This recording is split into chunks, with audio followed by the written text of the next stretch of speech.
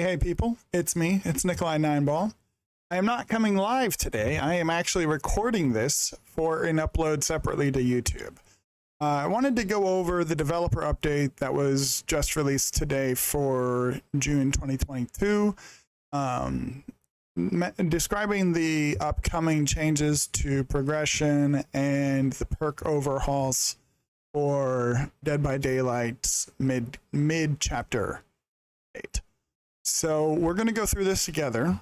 I want to give my thoughts about some of the perk changes, some of the description of the upcoming progression system. I want to just kind of record my thoughts about it so that we can talk about it, and I can give some of my predictions on what will the new meta look like. So let's get into it. So as you can see, I've got the developer update pulled up here. They say here, hey, we announced this during the anniversary broadcast, and here are the initiatives heading up the upcoming mid-chapter. So here are all of the changes that will be available for testing in the PTB next week. So this is actually going to be public test build next week. It's going to be exciting. I'll be streaming the beta on my Twitch channel over at Nicolai Nineball. Twitch.tv, come check it out. If you want to, just hang out with a chill crowd and enjoy some quality Dead by Daylight rage, chill vibes. That's all we have at my channel, I promise. So here we get into the system, overhauled progression system, collecting all the perks. So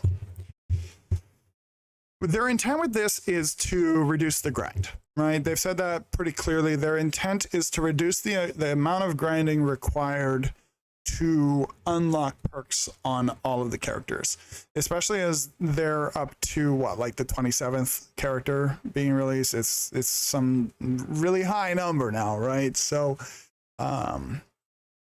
especially now that we're at this point where every character that gets added in, you need to unlock their perks and then go back and unlock it again for all 3 tiers on all of the previous killers that were released or survivors. And so it's just exponentially getting worse, right? So their intent is to reduce the grind overall. They talked about this a little bit before, that the prestiging will actually update your perks for all of your characters. So say, for example, you prestige Bubba to prestige 1. You will unlock Barbecue and Chili, Knockout, and Franklin's Demise on all of your killers. Permanently, all of them, including the ones that come out in the future. They will have Barbecue and Chili, they will have Franklin's Demise, and Knockout. And it won't be on their blood web, it will be unlocked in their perks already. For prestiging Leatherface Bubba to tier 1, prestige 1. And then you prestige 2, it unlocks that perk at tier 2, the green color variant. And then you prestige 3, it unlocks that perk at tier 3, the purple variant. But they've said that before, that's what their intent was. Let's look at what they actually describe here. So comparison, they say that this is like going from an estimated average of 4 hours every day to unlock all the perks on every character to an average of 1 hour a day. So we're looking at like literally 25% of the time. So that's a good thing. It's like a 75% nerf to how much grinding is required. Unlocking perks. So teachable rarity is gone. That's what they say here. There is no more teachable rarity while you're going through the blood web. There will just be the prestige system moving forward. And so this will be the way to unlock perks. Prestiging a character will instantly unlock tier 1 versions for every other killer or survivor. Prestiging a character for the second and third time, like I said earlier. Alternatively, higher tier versions of the perk will appear randomly in the blood webs once that first tier is unlocked. So you could prestige 1 all of your characters, everyone has all perks unlocked, and then you go through their blood web to unlock the later versions. You could do that.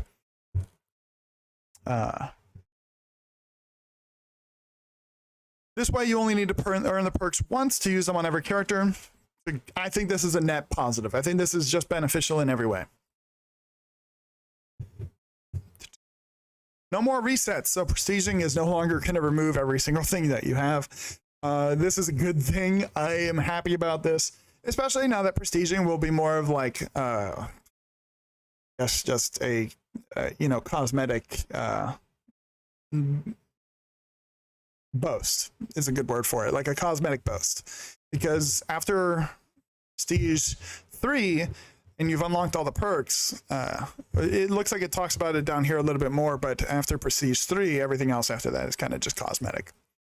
So, prestiging a character will no longer remove perks, items, add-ons, or offerings, which means if you have your anniversary cakes, you get to keep them. Congratulations.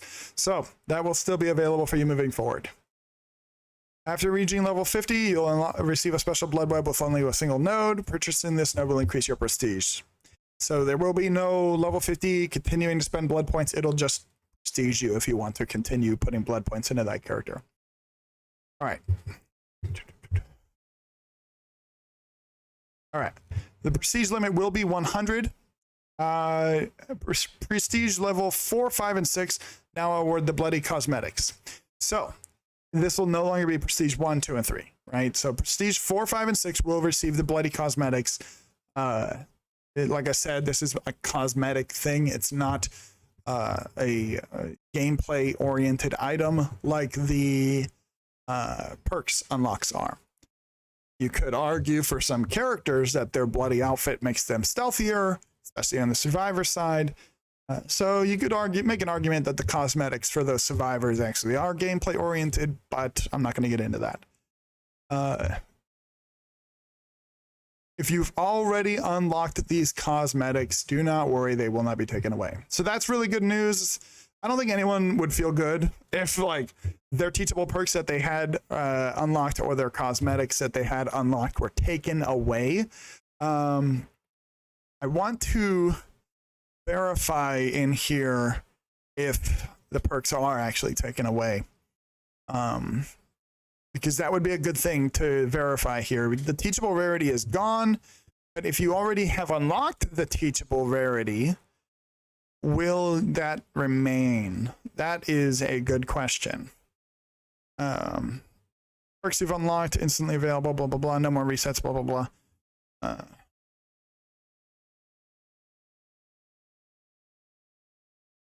The only thing I've found it saying so far is that if you've unlocked the cosmetics, they stay. Transitioning to the new system. You'll keep any perks and bloody prestige cosmetics you've already unlocked. So, yeah, okay, all right. We'll get to that. All right. So, prestige level 7, 8, and 9. Grant you one of that character's unique perks as a charm. So each of the perks will now be a charm. 7, 8, and 9 will award you, say for example with Bubba, you'll get barbecue and chili. You'll get, as a charm, you'll get barbecue and chili. You'll get knockout as a charm. You'll get Franklin's demise as a charm for prestige 7, 8, and 9. Again, these are all cosmetic. Just to highlight the dedication. However, it seems like this is where it ends. Anything post 9 is strictly for posting rights, right? You want to continue putting blood points into that character, you can, and your prestige will continue to show that. Your prestige will also show in the space previously occupied by grades. So as you can see here, let's pull that up. Your prestige will actually be shown over here on the left moving forward.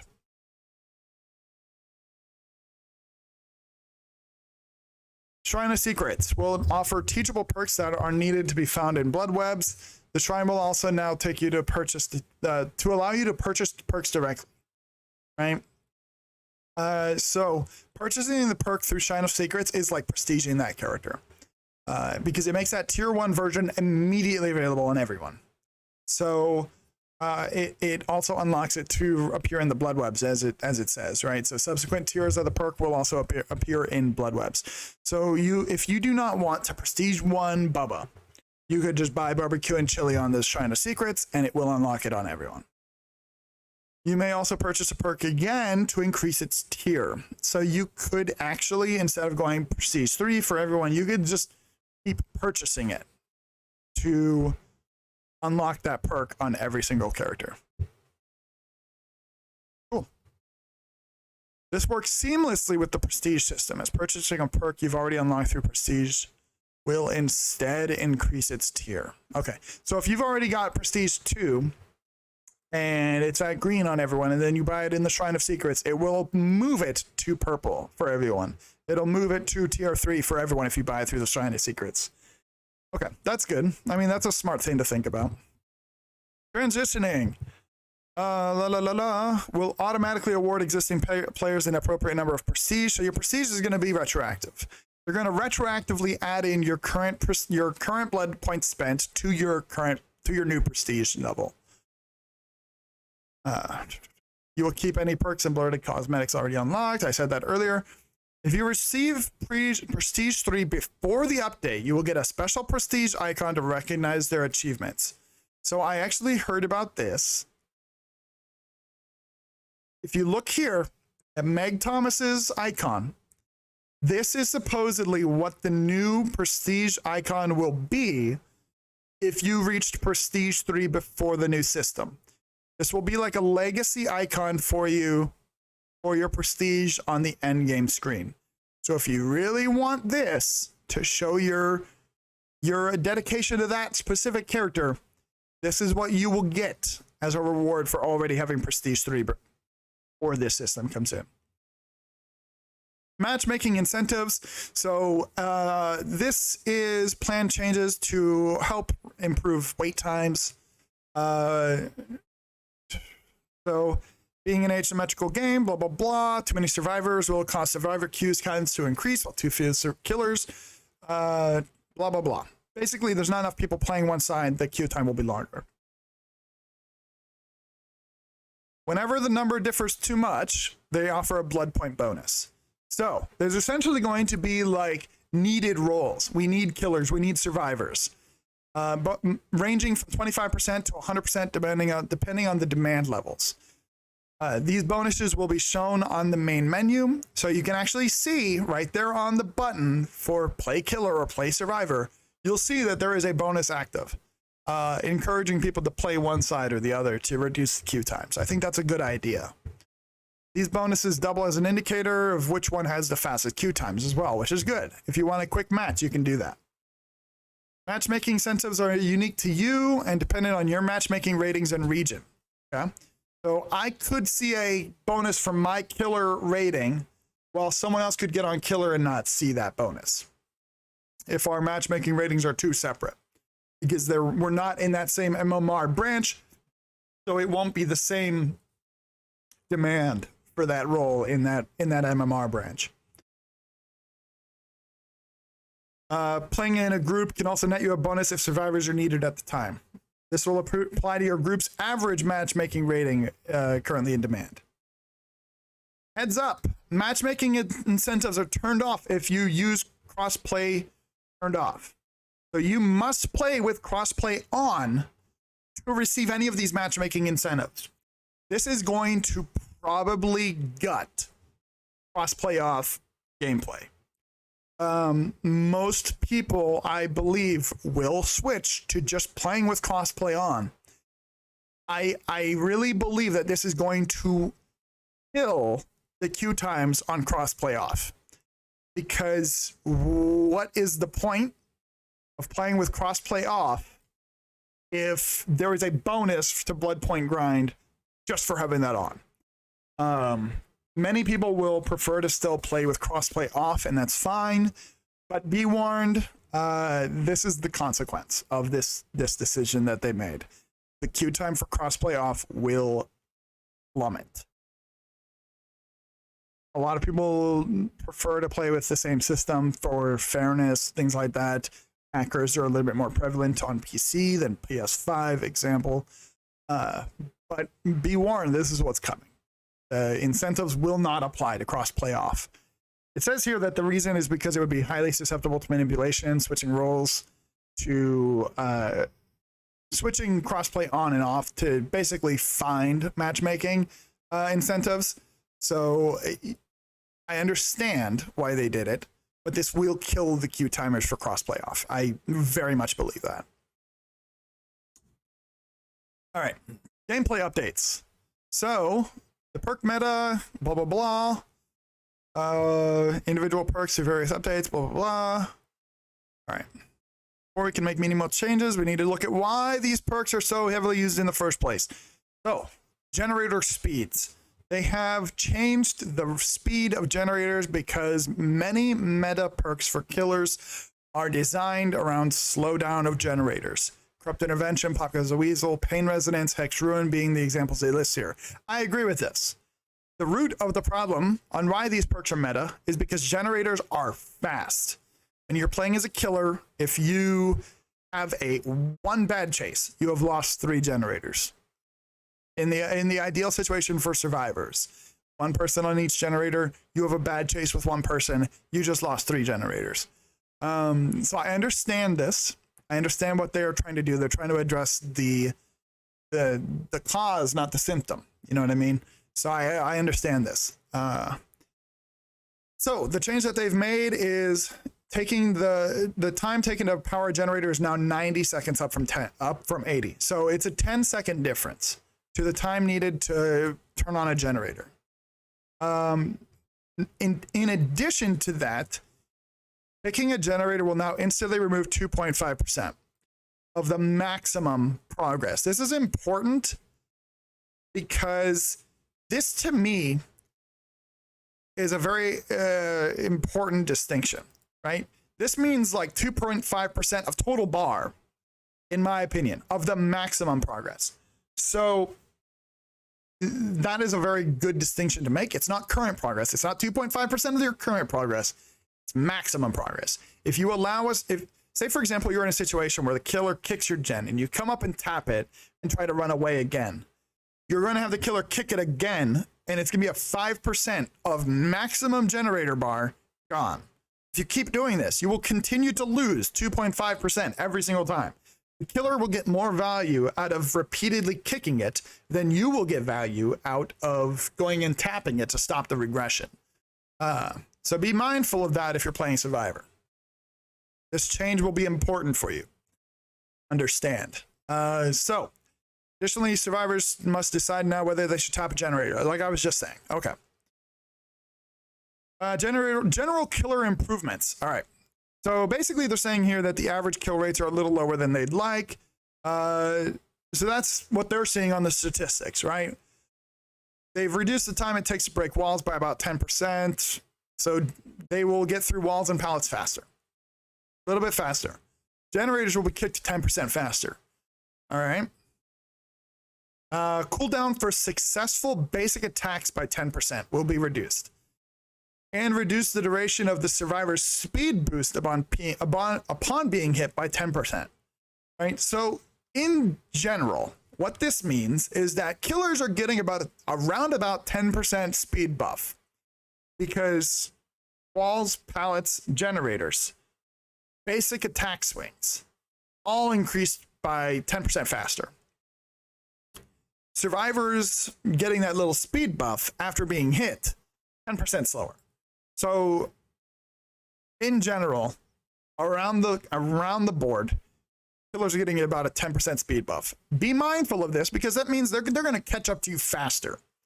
If you're the type of person that likes to turn around and flashlight them at the pallet and then run off, you might end up in a situation where they're a little bit closer to you than you think. They've also tweaked Bloodlust, so they're adjusting the time it takes Bloodlust to activate.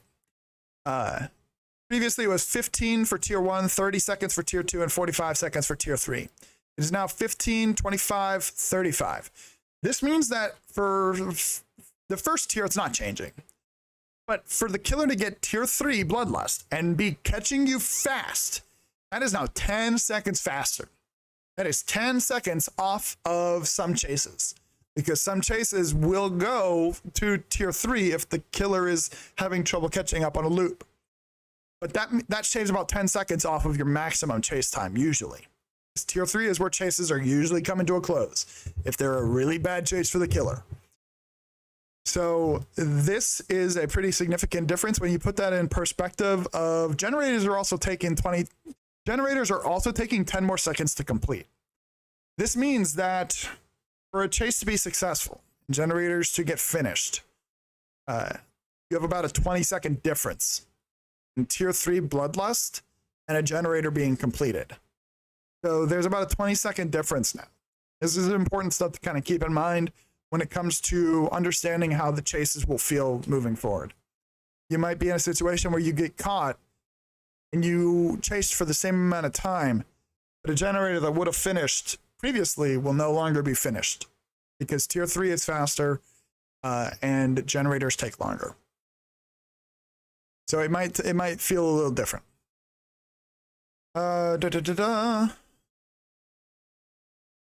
Okay, camping and tunneling. So, clear preference on Survivor side for perks that grant a second chance. I agree. Playing as killer a lot of times, I see those same 3 perks all the time. Borrowed Time, Decisive Strike, Dead Hard. I have been in multiple games where all 4 survivors have Dead Hard. And I play with a VPN a lot of the times because I live in Japan and I want to play for an American audience. So I typically play with a ping. That means I get refunded a lot of Dead Hards. I don't like that perk, but I see it all the time. So benefit of these second chance perks is that they help prevent those unfun situations like camping and tunneling. They intend to address that to change the meta and kind of give survivors an out for some of these tactics because the killer can very easily take control of the game with tunneling and camping. That's why it was so popular, because it is effective at getting kills. Moving forward, survivors will receive a 5-second endurance after being unhooked. Baseline. So Borrowed Time is base kit now. So anytime that you come off of a hook, you will have 5 seconds of Borrowed Time. In addition, the unhooked survivor will receive a 7% haste effect for 5 seconds.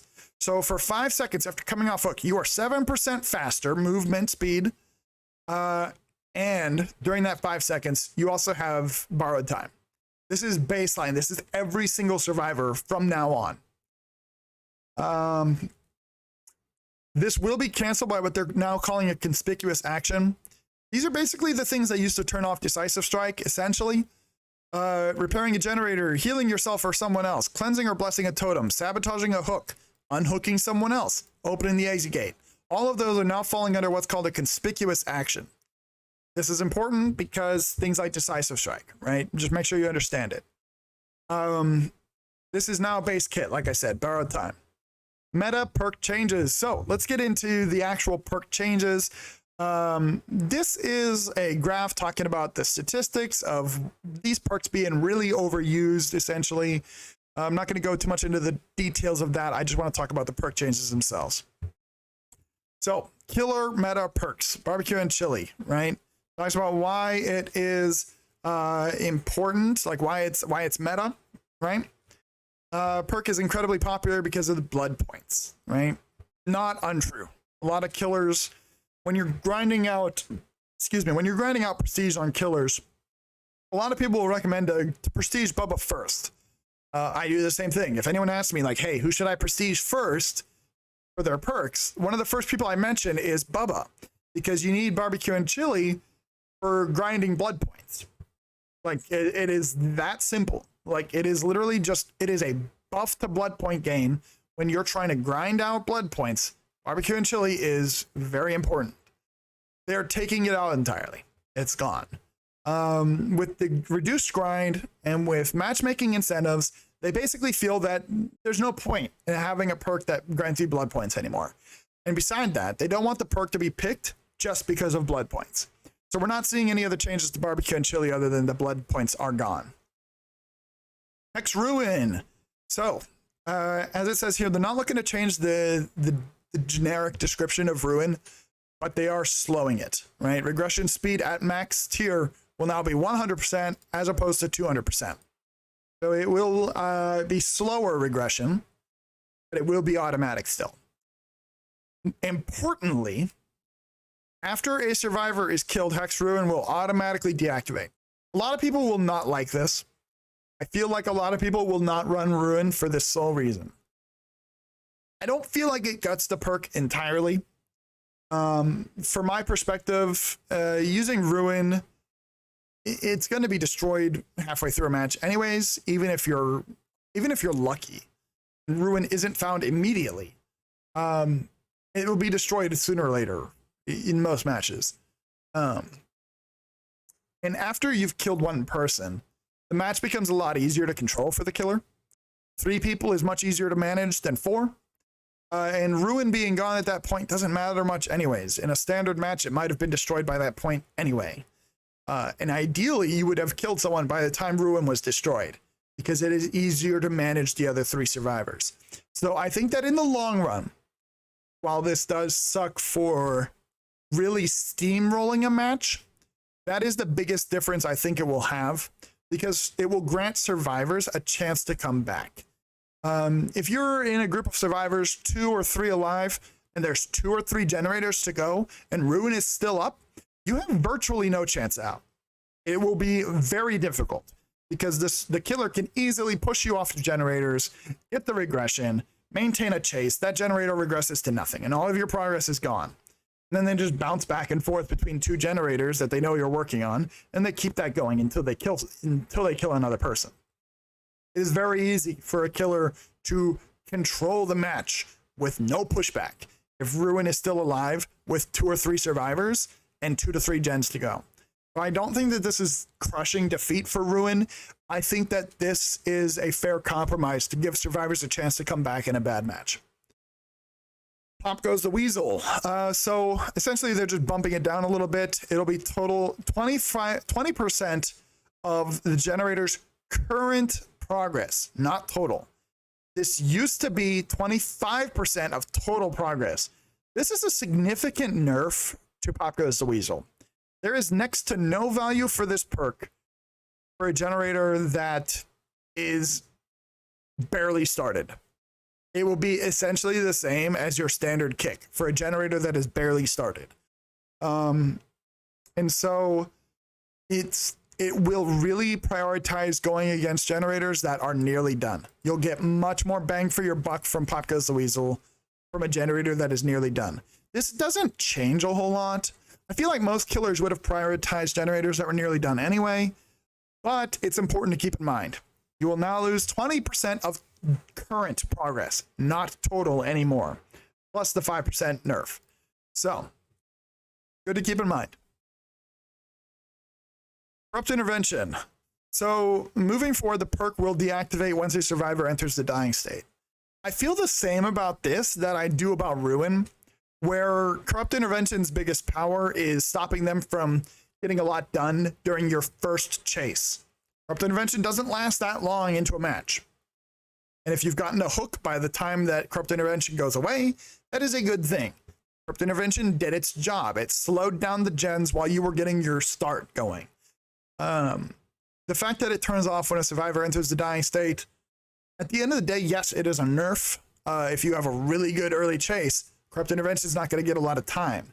But it doesn't change the goal of the perk, from my perspective, where the goal of the perk is to get a chance to get a hook before any generators are done and get that early momentum. So while it is a nerf, yes, I don't feel like the perk is crushed. I don't feel like it's dead. Tinkerer. All right. So Tinkerer will now only activate once per generator.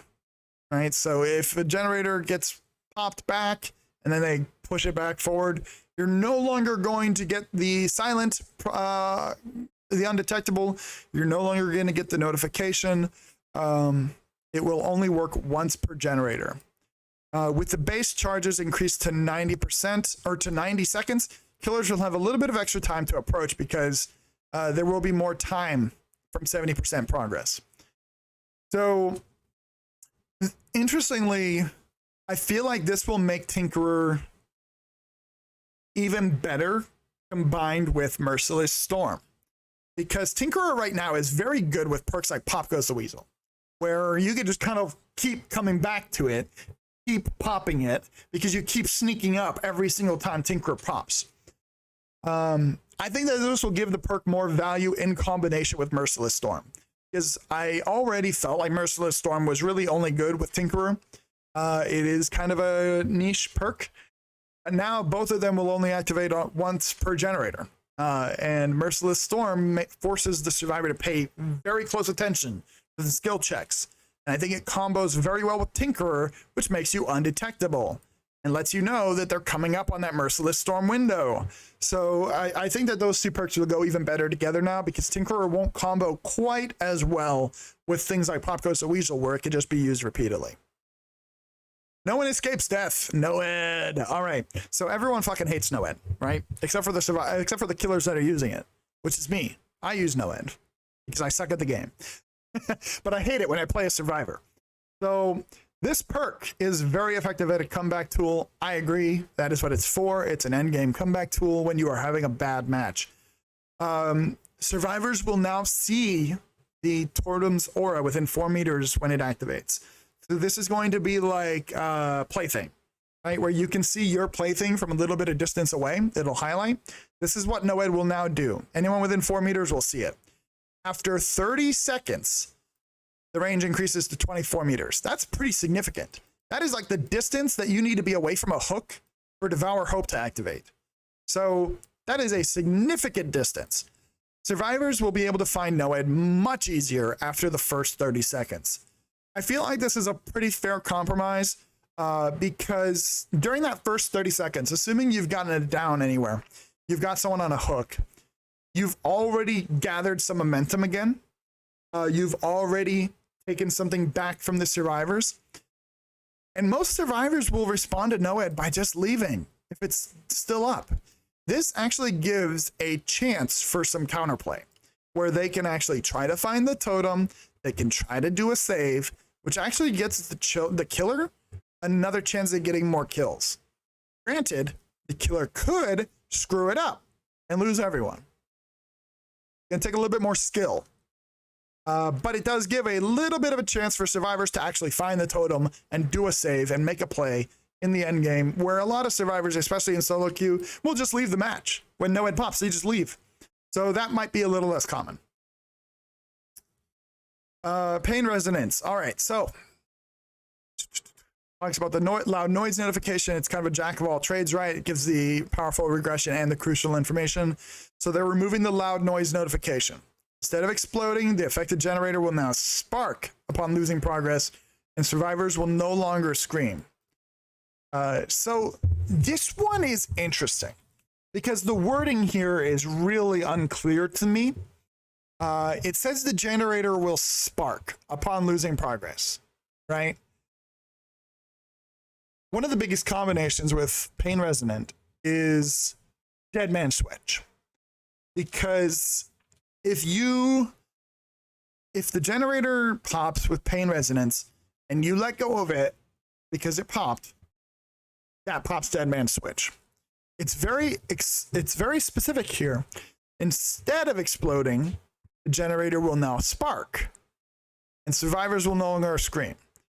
The survivor doesn't need to scream. It doesn't need to be a loud noise notification like it says here. If the spark makes survivors pull away from the generator, and this is what's unclear, I'm making a prediction that this could still work if the wording implies the survivors still let go, they just don't scream, and it doesn't make a loud noise notification. If that's what a spark means, then Dead Man Switch will still activate. More to come because we don't have this info yet. It doesn't specify if the survivors will still let go of the generator like they would with Pain Resonant now. So it may not completely gut Dead Man Switch combo with Pain Resonant. It may. It depends on the wording, right? Like I said, Pain Resonant has no built-in loud noise notification, so it's not exploding. It does still spark. If this implies that the survivors let go, they just don't scream and there's no loud noise notification, Dead Man Switch will still activate. So we may see that combination still working. If that's no longer the case, I would not be surprised to see Pain Resonance die. I don't think the perk will be meta without the combination with Dead Man Switch. So more to come. Survivor meta perks. Here we go. So Dead Hard. I've said for a long time that I thought that the change they were going to take out was the lunge forward on Dead Hard. Because they've said before, hey, we really don't like that Dead Hard is being used to extend a loop. Right? That's what the wording that they used. So the way that they describe it here is that Dead Hard will now provide endurance, which is like borrowed time, or Metal a Man, for 1 second when you activate it. So if you pop Dead Hard, instead of diving forward, you'll get a 1 second shield. That's it. And so if you time it perfectly, you'll prevent the hit. And it'll be like you got hit with borrowed time. Be like a third hit, and you'll probably start a deep wound status where you need to mend. But you'll gain that movement speed buff. Right? So that's the bonus now for Dead Hard. Instead of a little lunge forward, if you time it right, you actually get a little bit more reward, because the movement speed buff, the movement speed boost, should actually be more distance covered than Dead Hard on its own. And so if you time it right, you'll actually get a little bit more of a reward with more distance covered. However, let's say the killer baits your Dead Hard and you pop it early, and then you go down. You made no distance. You wasted the perk. Dead Hard will be a lot more reliant on skill moving forward. And I think that is a good thing. A lot of people will use Dead Hard to round about a loop, get a little bit of distance before the killer catches up to them to reach a pallet. And there's essentially no way to stop it. Right? For a killer, there's essentially no way to stop it. They can do it independent of you. They don't need to use Dead Hard to block your hit and then they get the distance. They just get the distance. So I think this is a good change. I think it is a nerf because it will be more skill reliant. But if you do it correctly, the reward is greater because that movement speed buff will be better than the small distance covered with Dead Hard currently. So that's the change to Dead Hard coming in. I think this is a good thing. I don't think Dead Hard will die. I just think that it will be less common for people that don't want to use it correctly. So, Decisive Strike. The biggest change here. Decisive Strike is now deactivated when the AZ gates are powered. So, no more endgame DS.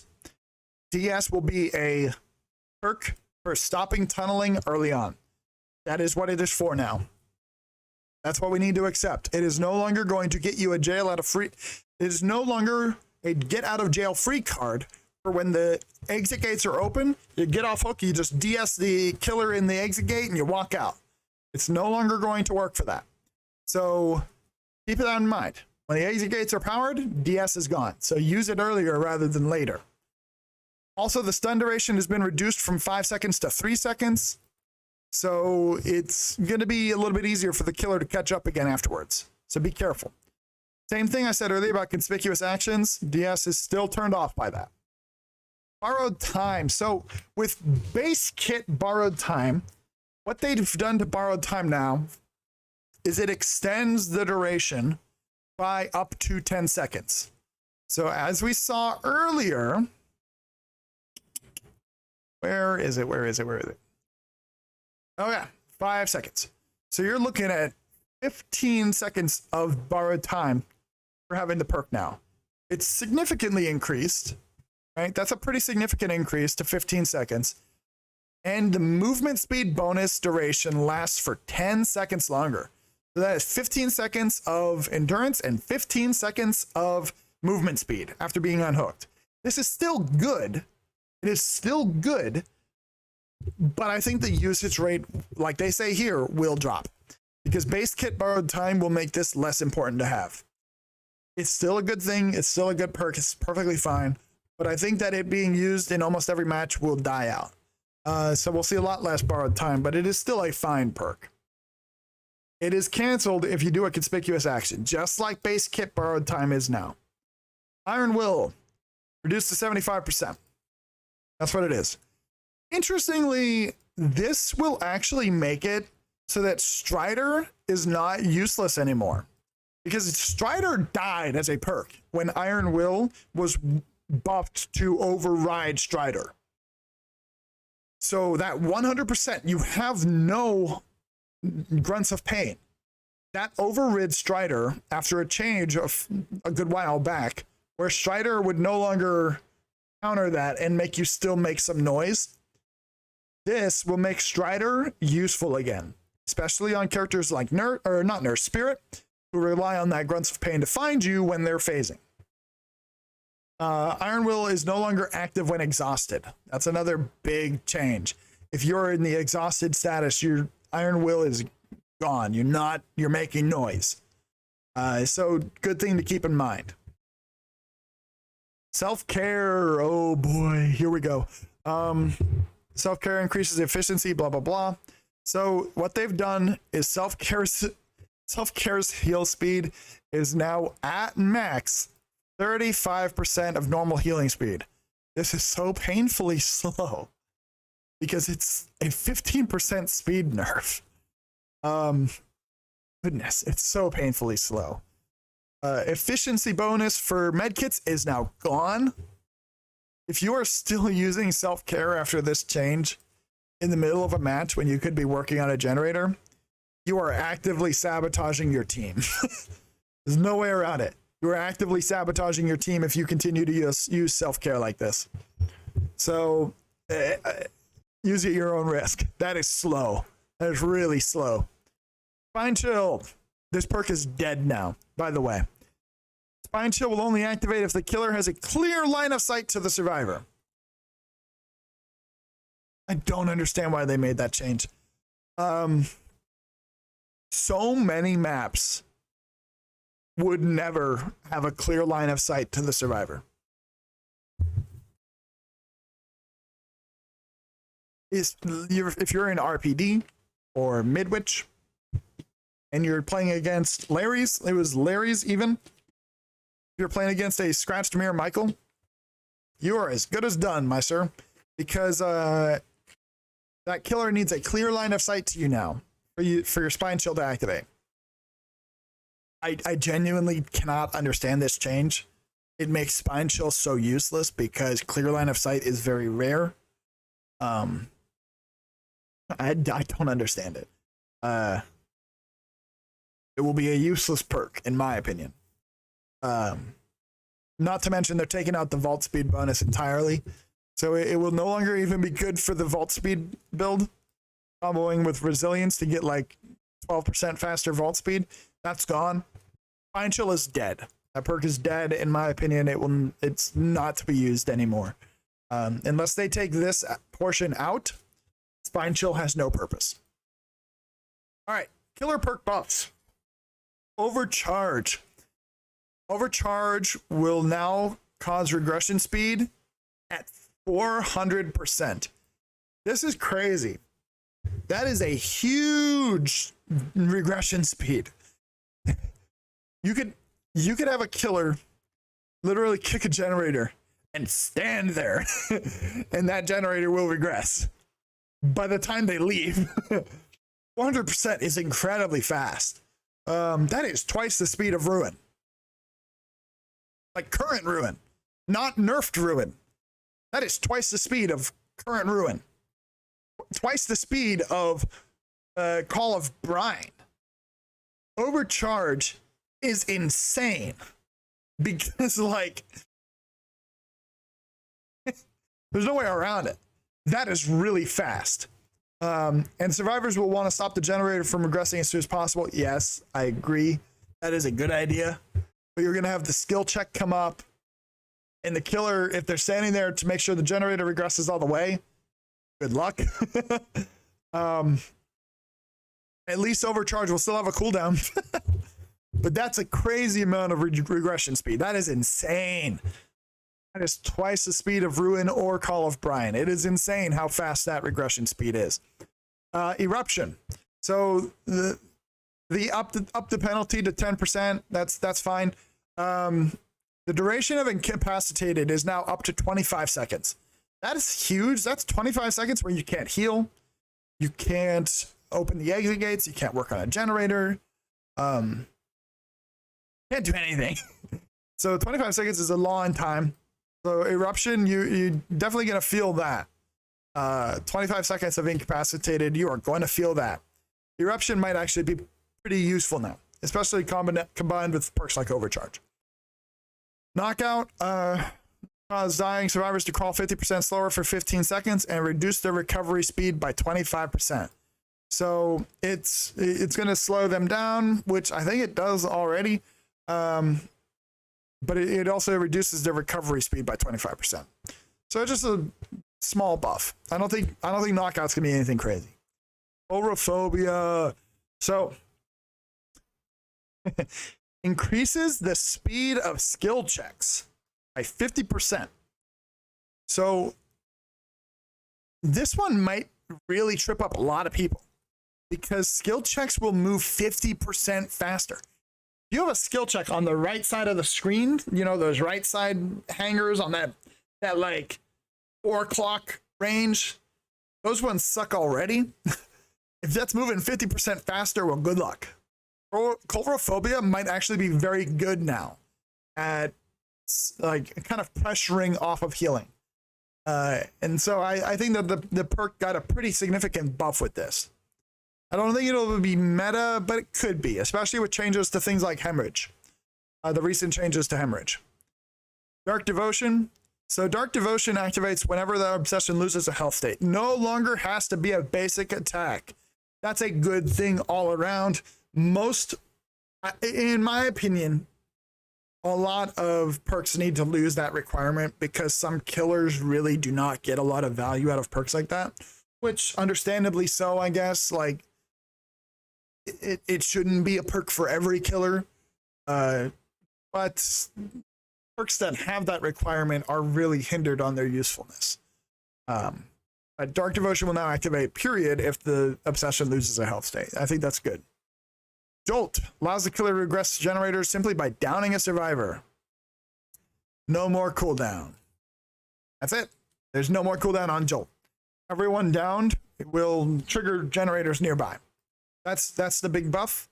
It's a mild buff. I don't think that you're going to get enough downs frequently enough to get super good value out of this. But it's nice to not have the requirement there anymore. Lethal Pursuer will now extend the duration of all aura reading effects by 2 seconds. This will be great with Barbecue and Chili. It'll be great with Scourge Hook, Storms of Rage. It'll be great with the new perk, Darkness Revealed. I think it's called the new Dredge perk. I'm less familiar with the names of his perks, I'm sorry. But the one where you open the locker and you see auras of people around the lockers. That perk will now be buffed by having Lethal Pursuer on your bar. So I think that Lethal Pursuer got a pretty significant buff here because this is no longer a one and done perk. It's now improving all of the other perks on your kit.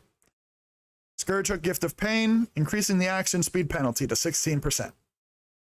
Just a generic buff. I don't think it will change the perk too much. Thanatophobia, kind of the same thing. Generic up. It is now 22% at maximum. It's pretty significant numbers, but it's not going to change the workings of the perk. It's just going to be a little stronger. Monstrous Shrine is now a Scourge Hook because Monstrous Shrine will now make all basement hooks into Scourge Hooks. This is a pretty crazy buff to the basement. Because Monstrous Shrine was useless. Let's be honest, all right? Monstrous Shrine is useless. It is now pretty good. Because in addition to all of your hooks in the basement being Scourge Hooks, your Scourge Hooks now also grant 20% faster entity progression, which means less time to save. So, pretty crazy. Monstrous Shrine is pretty good now. I would say it's a better Scourge Hook than Gift of Pain, even with that buff to Gift of Pain. The caveat is that the 20% faster entity progression requires the killer to be 24 meters away. That is like Devour Hope distance, like I said earlier. You need to get away. You cannot camp and then watch them die. So it will not be used for, I'm going to face camp you and they won't even get a generator done. So I think that this is a good idea to have that caveat, that requirement. Survivor perk buffs. Calm Spirit is a dead perk. No one should ever use this perk again. You now open chests and cleanse totems silently, albeit at 30% reduced speed. Wow, who thought this was a good idea? I would love to talk to them, because you've got a perk for a survivor and they're calling it a buff. And that perk now actively nerfs you by 30%. I cannot believe this got approved. I really can't. Calm Spirit's already not a common perk. It's not a super common perk already. And now, so it's already not a super common perk. And they're like, let's buff it. Let's add in silent chests and totems. You won't make noise work on totems anymore. Isn't that great? But by the way, you're going to work on the totems 30% slower. What? How is this a buff? I don't understand. Until they change this, Calm Spirit should not be used. The benefits no longer outweigh the cons of Calm Spirit. 30% reduced speed on cleansing totems is bad. That is very slow. 30% is a significant nerf to your cleansing speed.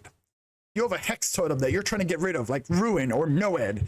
That is 30% more time that the killer has to come get your ass. Even if you're making no noise, they're going to come watch that totem. They can see the damn totem.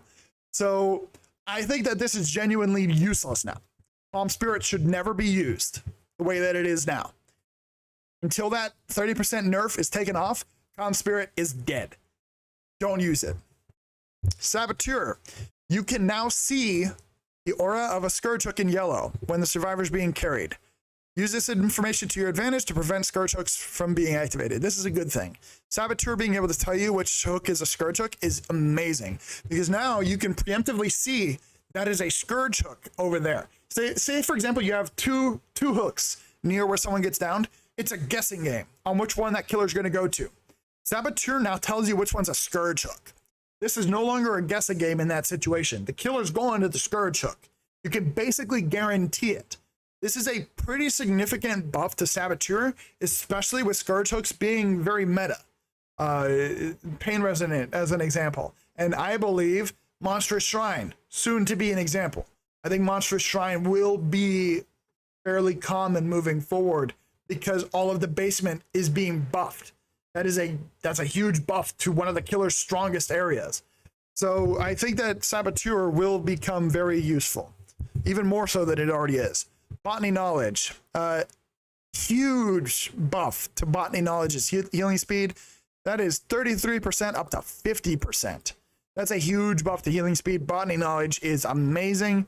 It's probably not going to be used in every match, but it's a significant healing speed buff. It is actually very good. Off the record. So this one is exciting to talk about because off the record, I never used that perk. I thought it was pretty useless. It basically makes you like harder to track after getting off the hook, taking away like scratch marks or whatever the hell it did. I never used the perk because it was not that good. It didn't do its job of stopping you from getting tunneled, because if you were being camped and tunneled, the killer was watching your ass. They don't need to follow your scratch marks.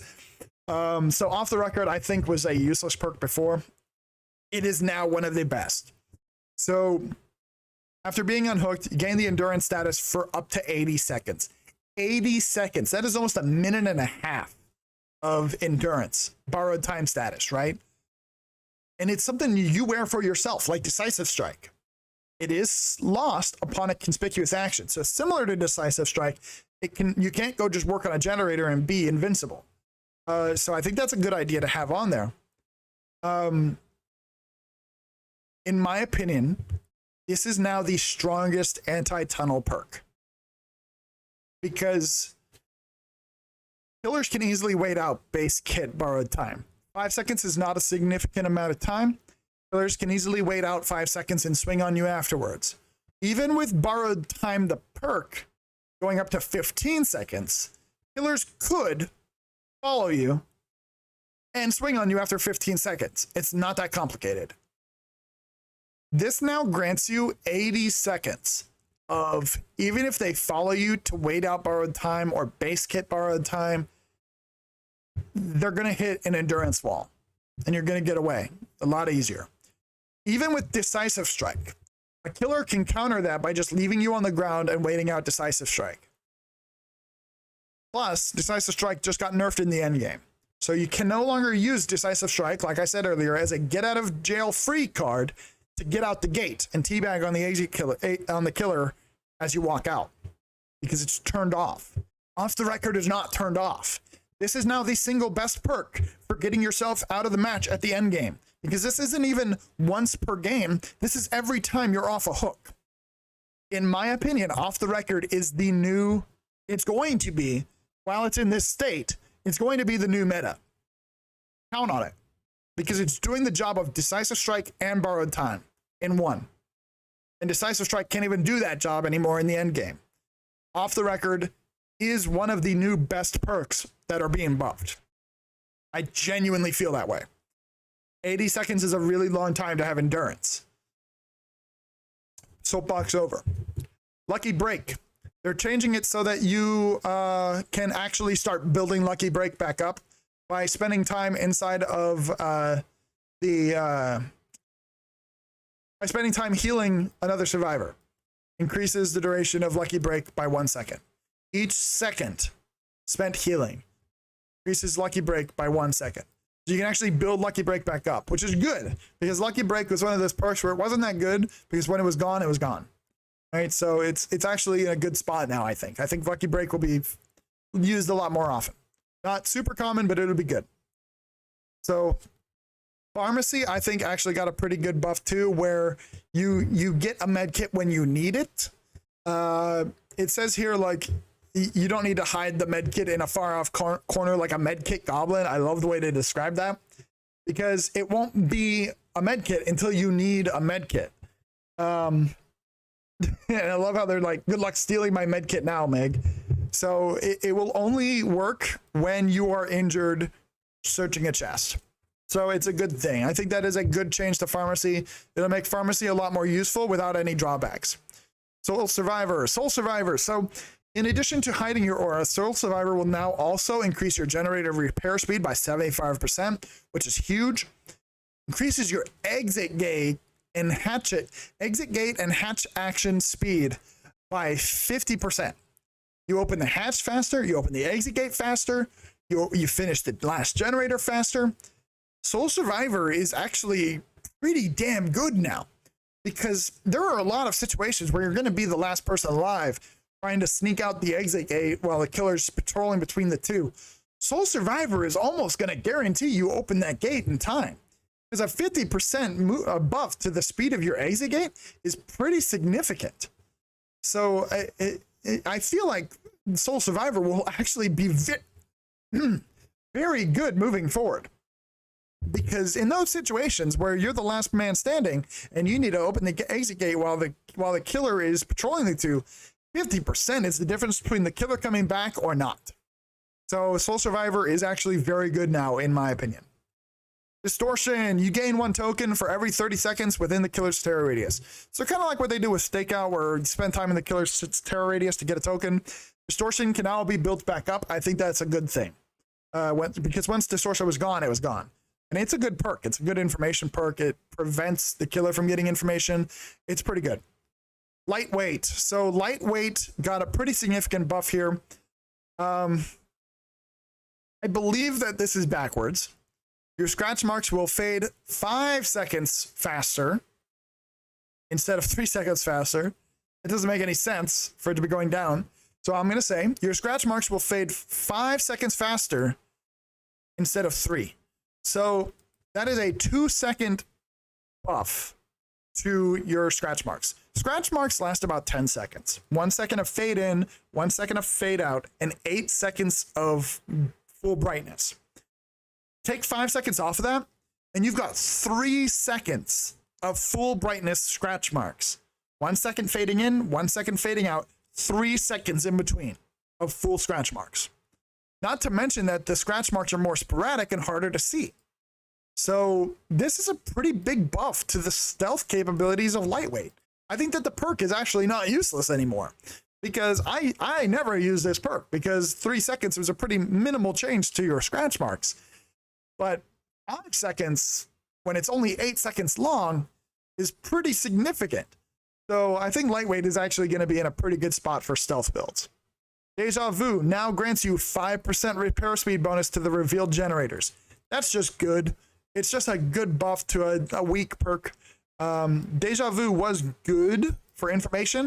It would tell you the 3 closest generators, which is good, especially for new players. But now it adds that 5% repair speed bonus, which is great for even skilled players that want to decluster, because now they get a repair speed bonus for those generators that are clustered.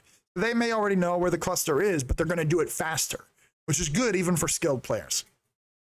No One Left Behind. Beyond its current effects, it will now grant a 7% movement speed bonus to any survivors you unhook. So this is unclear, because is that 7% in addition to the 5% that's already there from unhooking them?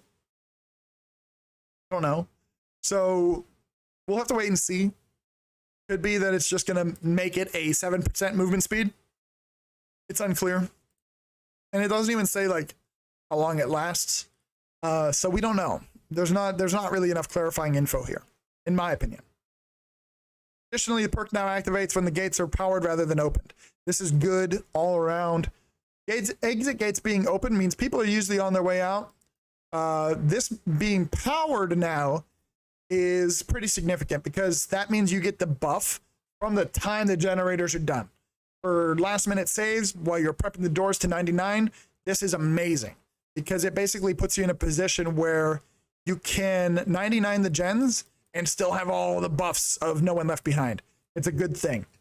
Dark Sense, so change the way it works. Generator is powered. The next time the killer comes within 24 meters of you, their aura is revealed for up to 10 seconds. And then Dark Sense activates. So it basically is making it so you're not going to see them anywhere on the map, but if they're coming towards you, you'll see them. I think that's fine. It changes the perk, but it keeps the same idea of if they're coming, you'll see their aura. It's just when they're coming at you. So I think it's fine. I think it's a good buff. It won't be meta, I don't think, but it's a good buff. Tenacity will now reduce your grunts of pain by 75% when in dying state. So yeah, it's going to be just a little bit better for stealth. You know, it'll be a little bit better for getting away from the killer while crawling around. Hope. Hope is now indefinite. So this is pretty significant in my opinion, because a lot of the limitations of Hope came from the fact that it was only 2 minutes long. Granted, the end game collapse isn't necessarily going to last for 2 minutes, or the end game where the generators are powered. But the fact that it's unlimited now is that's pretty nice. So we might see more use of Hope. I like how some of these perks being changed actually gives survivors more options for an end game build. Like No One Left Behind and Hope now activate when the generators are powered, right? So it's like an end game build for getting everyone out, for looping the killer so that you can get NOED, all that stuff that needs to happen at the end game. The end game is an important part of the game, and survivors didn't really have a lot of options for good perks that were specific for the end game. And we can actually probably see more end game builds on survivors moving forward. Overzealous. That bonus doubles if you cleanse a hex totem. Pretty incredible. The one thing that sucks is if you're running Overzealous and you see someone on a hex totem, they might not hop off that bitch for you to cleanse it. So I guess you want to find that hex totem first, because that's a pretty significant buff, because that is permanently 16% until you take a hit, right? So Overzealous is getting a pretty significant buff here. But I mean, you better find those hex totems, my man. You're going to want to find them. We're going to live forever. So the change will release at the same time as Progression Overhaul. They're basically taking off the blood point granting, right? Like they did with Barbecue and Chili. Additionally, the actions that granted a token will now activate the perk's secondary effect, which when you heal someone from the dying state while the perk has a token, you'll give them endurance status for 10 seconds. This is like giving someone soul guard where they get off the ground and they have endurance. So We're Gonna Live Forever is actually getting a pretty nice buff here, where if you have a token, you can actually get someone off the ground with endurance on them, like soul guard. So I think that that is a pretty significant buff to We're Gonna Live Forever. All right, so that's about it. Those are my predictions for what perks are going to be good, what perks are going to be dead, and what the situation is going to be moving forward. Overall, I feel like Killer's got the bigger buff, but Survivors have quite a few things going on now that will really help them out. I think that the intent is to push Killers away from camping and tunneling while balancing out their ability to end chases, their ability to control the generators, because the generators take longer and Killer's got that like base 10% movement buff for everything kind of going on, like pallets, generators, walls, everything just 10% faster, right? So yeah, I think that the intent here is to balance out the game around more chase time, less camping tunneling. I think that's what they're going for. I think that the intent is good. And with base kit borrowed time there, it will really discourage a lot of tunneling. But at the end of the day, you might just see campers that just go for the person saving now and trade hook until they get kills. So we'll see. But those are the changes that they're coming up with the mid chapter really soon. I will be streaming the beta, the PTB, on my Twitch channel over at twitch.tv/Nicolai Nineball. I'll leave a link in the description. But yeah, pretty exciting stuff because the meta hasn't been changed in a long time. It really has not. This is a significant shakeup to the way Dead by Daylight will be played moving forward. And I think that during this time will be very interesting, is people will be trying out different builds, and we won't see a bunch of dead hard Decisive Strike bots on the Survivor side, and we won't see a bunch of Pain Resonant Deadman Switch bots on the Killer side. So I think that this is a good thing to switch up the current meta, to really shake it up, and to really give us something exciting to look forward to while we figure out what the new best perks for us, what the new favorite perks for your gameplay are going to look like moving forward. Like I said, I'm Nicolai Nineball. I hope you enjoyed this hour-long video. I didn't expect it to take so long, but there was a lot of changes to go over. I was trying to talk fast, too. So, yeah. If you like the content, drop a subscription, drop a like, whatever. I don't know, dude. I'm new to this. So do whatever you like, man. Come check me out on Twitch. Hang out over there. That's what I like. I like talking to you guys. So come hang out on Twitch and talk to me over there sometime, man. That's what I enjoy. Is I like meeting people and talking to people. But I wanted to go over these changes because I think that they're interesting to talk about and what I think is going to happen with the meta for the game moving forward. So yeah, that's all I got, guys. Take care out there, and we'll see you out there.